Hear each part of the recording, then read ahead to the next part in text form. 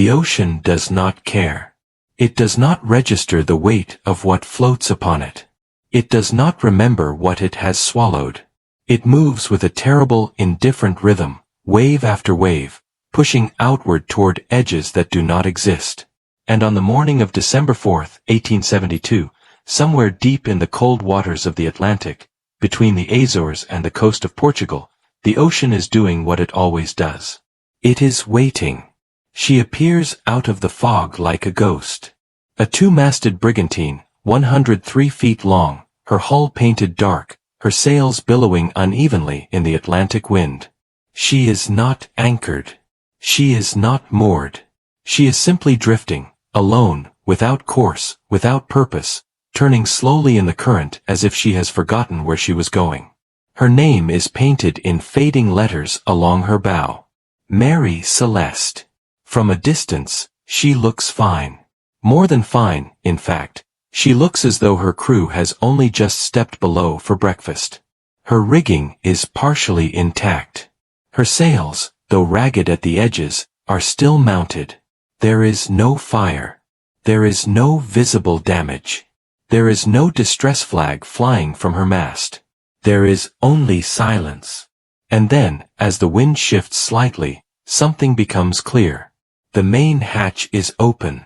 A rope trails off the stern, dragging in the water behind her like a leash with nothing attached. The wheel is unmanned, spinning loosely in the wind with no hand to hold it. The compass binnacle is knocked off its stand. And below the open hatch, there is the soft, rhythmic sound of something moving. Not a person, not an animal, just the creak of a door somewhere in the darkness, swinging back and forth, in a hollow metronomic rhythm. Step aboard. The deck is wet, recently washed by rain or spray, the wood dark and glistening. A coil of rope sits near the mainmast, positioned as though someone simply set it down a moment ago and walked away. A pair of boots, heavy, worn, sea-going boots, stands near the forward hatch, laces undone, as though someone slipped out of them quickly and left them precisely where they stood. No one is wearing them. Below deck, the light is gray and watery, filtering through the porthole glass in pale, shifting ribbons. The cabin smells of salt and damp wood and something else, something faintly domestic, like cooked food gone cold. On the small table bolted to the floor, there is a cup. Inside the cup, liquid. Tea, perhaps, or coffee. No one will ever know for certain, but it is there, unfinished, as though its owner simply stood up mid-sip and walked away without explanation. Beside the cup, a half-eaten plate of food. The fork is still in it. The chair is pushed back from the table at a slight angle, as though someone was just sitting in it, as though the weight of a person has only recently been lifted from the seat. And then there is the logbook. It lies open on the navigation table, a quill beside it, the last entry still legible. November 25, 1872. Position noted, weather recorded, course marked.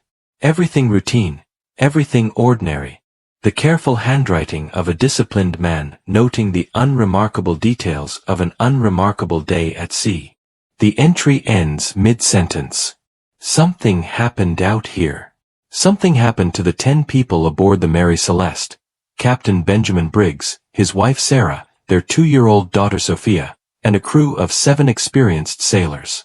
Something happened so suddenly, so completely, that they left behind every possession, every comfort, every reason to stay, and vanished into the Atlantic without a trace. No bodies were ever recovered. No distress call was ever sent.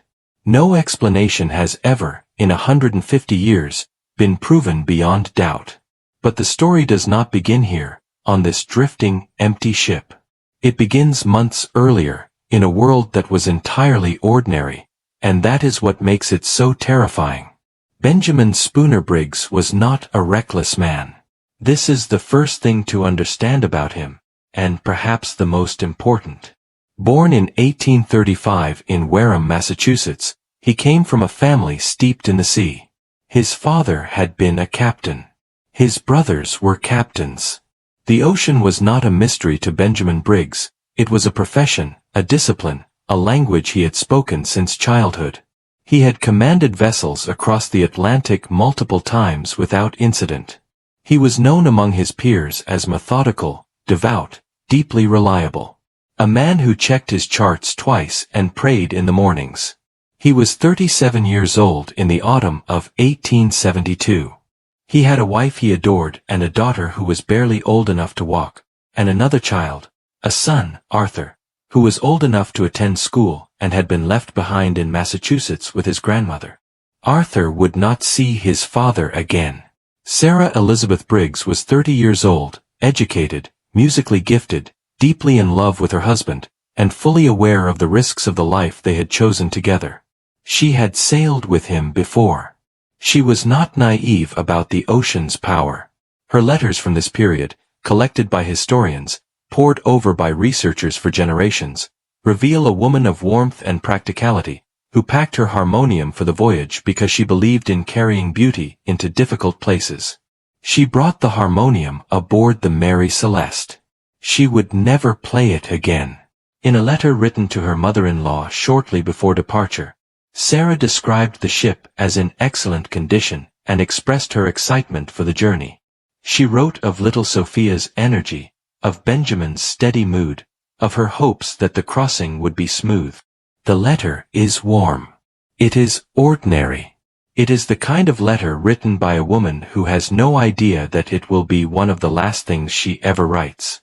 They set sail from New York on the 7th of November, 1872, bound for Genoa, Italy, carrying 1,701 barrels of commercial alcohol, denatured grain spirits, used in the production of fortified wines.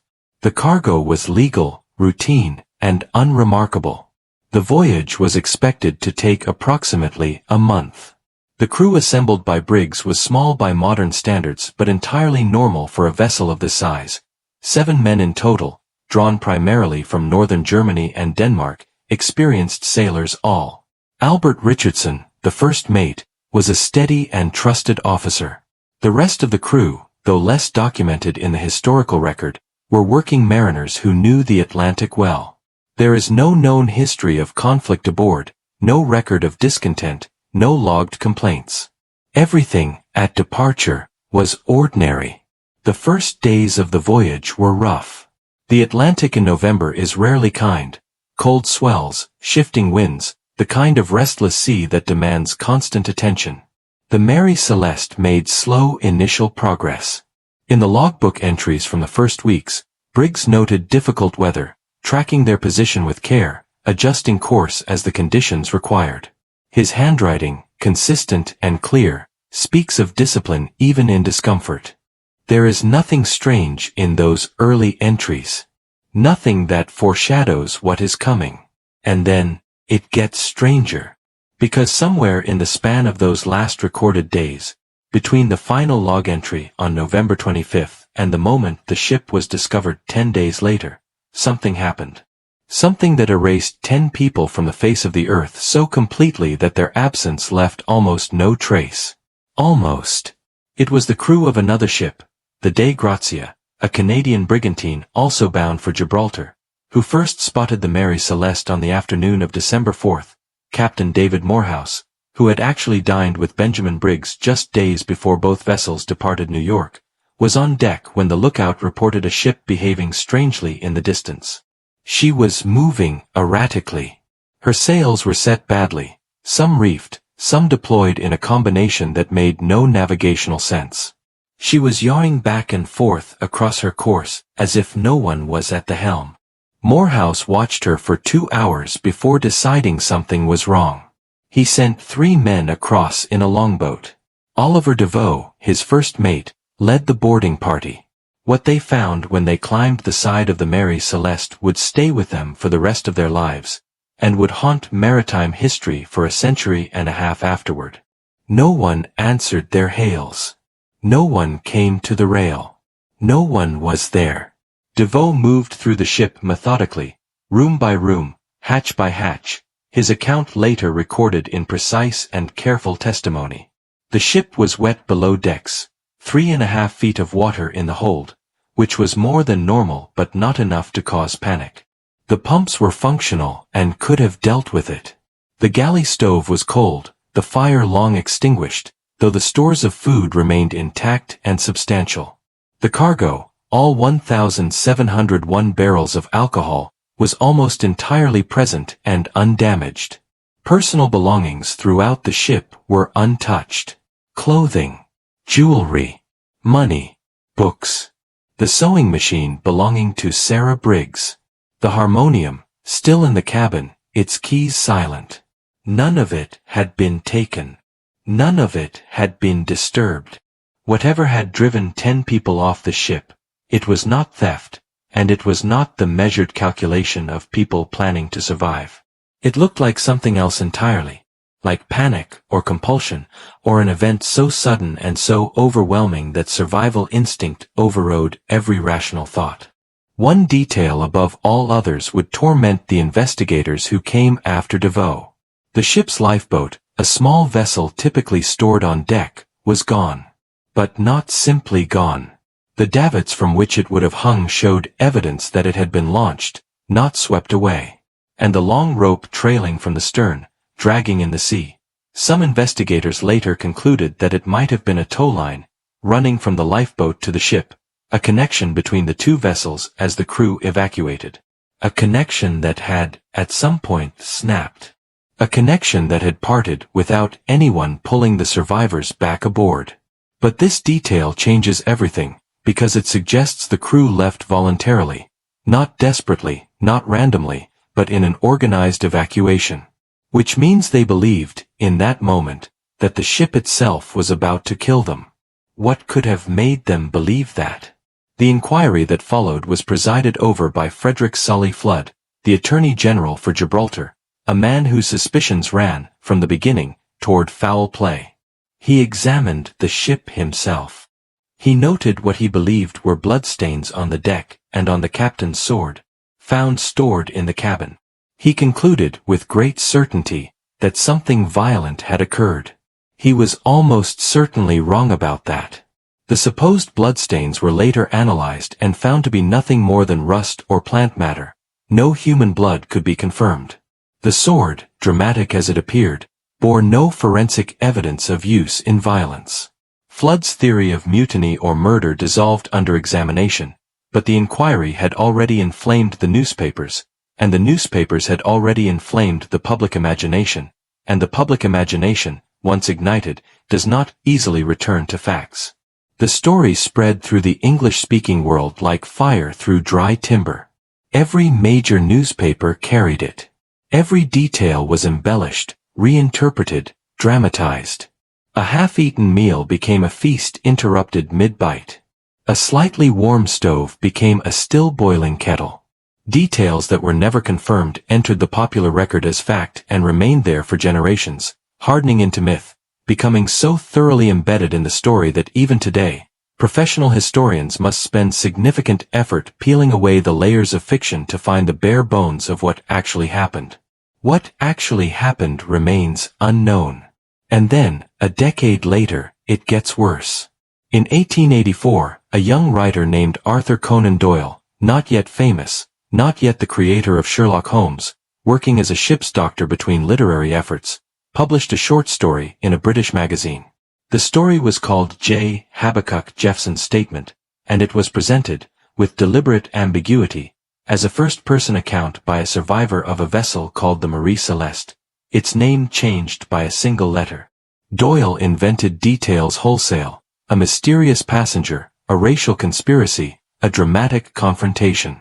The story was so convincingly written that it was initially reported in some quarters as factual testimony. It was not. But it didn't matter. By the time corrections circulated, the fictional embellishments had fused permanently with the real historical record in the public mind. The name Mary Celeste, misspelled by Doyle, who simply got it wrong, became more famous than the correct name. Entire theories built on Doyle's fabrications circulated for decades as serious scholarship. The mystery had become mythology. And mythology is far harder to dismantle than a lie. So what do we actually know? Strip away the Victorian sensationalism, the fictional interpolations, the conspiracy theories and the ghost stories, and what remains is this. A well-found, well-crewed vessel, commanded by an experienced and careful captain, departed New York in November of 1872 and was found abandoned at sea 10 days after its last log entry, with no crew, no lifeboat, no signs of violence, its cargo almost entirely intact, its personal belongings untouched. The people aboard it disappeared so completely that not a single body, not a single piece of debris, not a single confirming trace of what happened to them was ever found. They were simply gone. The last log entry places the ship near the island of Santa Maria in the Azores on the morning of November 25th. The position noted is accurate and professionally recorded. There is no indication in the log of distress, no note of trouble, no ominous final word, just a navigational record, careful and routine, a man doing his job competently on what appeared to be an ordinary morning. And then nothing. 9 days of silence. Then the drifting ship, and the mystery, and the absence that no generation of investigators has been able to fill. What they discovered next was deeply unsettling, because the more carefully you look at the evidence, the less sense any explanation makes. Over the decades, researchers have proposed theories with varying degrees of credibility. The most scientifically plausible centers on the cargo itself, those 1,701 barrels of denatured alcohol. 9 of those barrels were found to be empty when the ship arrived in Genoa, suggesting they had leaked during the voyage. Alcohol vapor, heavier than air, would have settled in the hold and built to dangerous concentrations. A minor spark, from the ship's equipment, from the opening of a hatch, could have triggered a sudden, explosive ignition. Not a sustained fire, but a brief, violent, pressure-driven blast that would have blown open hatches and sent a column of flame and force upward through the ship without necessarily causing lasting damage to the structure. To a crew already on edge, already dealing with difficult weather, such an explosion, even one that left no visible fire, could have been catastrophic in psychological terms. Briggs, responsible for his wife and child, might have made a fatally cautious decision. Abandon ship temporarily, tie the lifeboat to the stern, and wait at a safe distance until certain the danger had passed. If the tow rope then parted, frayed by the Atlantic, severed by stress, cut loose by some mechanical accident, the 10 people in that small boat would have drifted away from the Mary Celeste in open ocean with no way back. The brigantine, her helm untended, would have continued on her erratic course. The lifeboat, underpowered and overloaded in heavy November seas, would not have survived. It is a theory that fits most of the physical evidence. It explains the absence of violence, the intact cargo, the abandoned personal belongings, the trailing rope. It is logical, grounded, consistent with the forensic record. And yet it cannot be proven. Other theories are less charitable to human judgment. Some researchers have argued that mutiny remains a possibility, that tensions aboard the ship, undocumented but perhaps real, boiled over in those 9 silent days and resulted in violence that was then concealed or escaped. But the evidence for this is essentially non-existent. No confirmed bloodstains. No damaged cargo. No indication from any pre-voyage record of tension or discontent among the crew.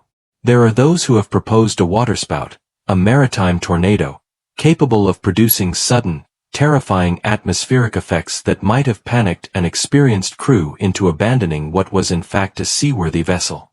A waterspout could explain the water found in the hold, the chaotic sail configuration, the sense of sudden emergency. But a waterspout violent enough to prompt mass evacuation would likely have left far more visible damage to the ship's structure.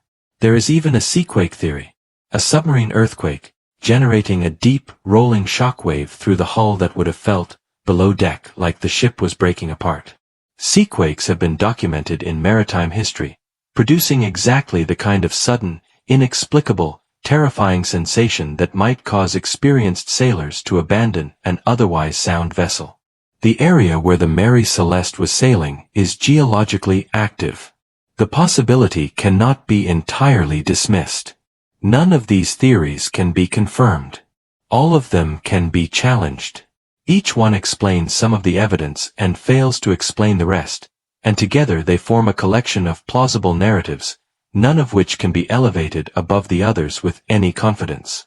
But the truth may be far more disturbing, not because the answer is supernatural, but because it may simply be unreachable. Because some events occur beyond the range of documentation, beyond the edge of what can be known, and the ocean keeps its secrets without effort. Consider the experience of those 10 people in their final hours, whatever those hours contained. Consider Benjamin Briggs, a man of absolute competence and religious conviction, making a decision, the wrong decision, or a decision made in perfectly understandable terror, that separated him from his ship and sealed the fate of everyone in his care. Consider Sarah Briggs, who had sailed these waters before, who had chosen this life with full knowledge of its risks, holding her daughter in a small wooden boat on the open Atlantic in November, watching the ship that contained her harmonium, and her books, and her sewing machine drift slowly away on the current. Consider what she might have said, or not said. Consider the 2-year-old who did not understand what was happening. The human cost of this mystery is so thoroughly obscured by the legend that it is easy to forget it entirely, easy to approach the Mary Celeste as a puzzle rather than a tragedy, as a historical curiosity rather than a story about real people whose lives simply ended one November in the Atlantic, without ceremony or explanation or anyone watching. No one watched. No one recorded it. The ocean absorbed it, as it absorbs everything, and continued its indifferent movement. The inquiry concluded without determining cause. Flood's suspicions of foul play were never substantiated. Captain Morehouse and the crew of the Dei Grazia received salvage compensation, though significantly less than their legal entitlement, the shadow of Flood's unproven murder theory hanging over them as a vague, unjust implication. Morehouse spent years attempting to clear his name of suggestions, never formally made, never formally dropped, that he knew more than he was saying. He didn't. Or if he did, that secret also went to the grave. The ship herself survived the inquiry and was returned to service. She changed hands multiple times over the next decade, her dark history making her difficult to sell and difficult to crew. Sailors, deeply superstitious as a class, wanted nothing to do with a vessel that had swallowed 10 people without explanation. She ran commercial routes in the Caribbean and Atlantic, declining slowly in condition and value, accumulating a series of minor misfortunes that her successive owners would later, perhaps too eagerly, attribute to her cursed reputation.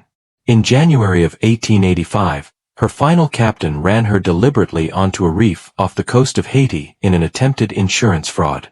She was beyond salvage. She broke apart on the rocks and sank, taking the last physical evidence of the mystery with her into the shallow, tropical water. The ocean, once again, kept her. Because the ship was not truly empty, in the sense that matters most. What remained aboard the Mary Celeste, what was never removed, never recovered, never answered, was the question itself. And questions, unlike ships, do not sink. The case has never officially closed. Maritime historians, forensic scientists, oceanographers, and amateur investigators have continued to revisit it in every generation since the Victorian era, each armed with better tools, better data, better understanding of the physical forces involved. The alcohol vapor explosion theory, first proposed in the early 20th century, has been tested and modeled. A 2006 documentary produced a partial reconstruction, demonstrating that igniting alcohol vapor in a ship's hold could produce exactly the kind of brief, violent, non-destructive blast that might have precipitated an evacuation without leaving lasting evidence. The experiment was suggestive. It was not proof. Nothing has ever been proof. The lifeboat has never been found. No wreckage has ever been positively identified as coming from it. The ocean between the Azores and Gibraltar is deep, cold, and ancient, and it has not offered up a single fragment of the Mary Celeste's missing crew in 150 years of searching. Occasionally, a theory surfaces with the breathless urgency of revelation. A researcher announces new evidence, a documentary claims a breakthrough, a historian proposes a reinterpretation of the physical record. These moments generate attention, briefly, and then recede. The mystery absorbs them, as it has absorbed everything else, and returns to its original state, open, unanswered, unreachable. What the Mary Celeste has become, over a century and a half of accumulated legend, is something more than a historical mystery. It has become a symbol, a vessel freighted with a weight of human anxiety about the sea, about the limits of knowledge, about the possibility that ordinary life can be interrupted and erased without warning or explanation or meaning. We tell the story obsessively not because we expect an answer but because the story says something we need to hear about the nature of certainty itself. The ocean does not owe us explanations. It did not owe Benjamin Briggs an explanation. It did not owe Sarah Briggs, or little Sophia, or any of the 7 men whose names are recorded in the manifests and largely forgotten in the retelling, an explanation. It took them, or allowed the decisions and forces of a November morning to take them, and it offered nothing in return. We navigate toward that absence the way we navigate toward all unanswered questions, not to arrive anywhere, but because the act of moving forward is how we survive the not knowing.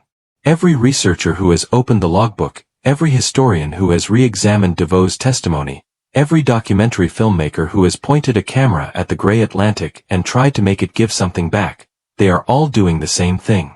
They are looking for the place in the story where certainty lives. They are not finding it. And perhaps that is, in the end, the point. Some mysteries are not puzzles waiting to be solved. They are apertures, openings into the deeper strangeness of the world, through which we briefly see how thin the surface of the known actually is. The Mary Celeste is one of these. Its power does not come from what happened, but from what cannot be confirmed about what happened. From the silence at the center of the record, from the 9 days that left no trace, from the image of a ship drifting, fully furnished, fully loaded, with a table half set and a cup still warm, sailing east toward a destination its missing captain would never see. Benjamin Briggs wrote his last entry on the morning of November 25, 1872. He noted his position, the weather, the state of the sea. He wrote with the care of a man who expected to fill many more pages before the voyage was done. He set down the pen. He walked away from the table, through the cabin, up the companionway ladder, into the Atlantic morning, and was never seen again. The ocean does not care. It does not remember Benjamin Briggs, or Sarah, or little Sophia with her whole life unlived ahead of her, or the 7 men whose names we can still read in the ledgers if we look carefully enough. It does not remember the harmonium or the logbook or the cup with the liquid still in it. It does not mark the place where they went under, if they went under, if they were ever out here at all. It moves, wave after wave, outward toward edges that do not exist, carrying the warmth of whatever it has taken, releasing nothing. Somewhere in the Atlantic, in the cold deep water east of the Azores, where the current runs south and the light stops a few hundred feet below the surface, the answer exists. Not as a document, not as a confession, not as a body or a boat or a recoverable fragment of the truth. Just as fact. Just as something that happened, once, to real people, in the dark on the water. Something that the ocean knows, and will not say.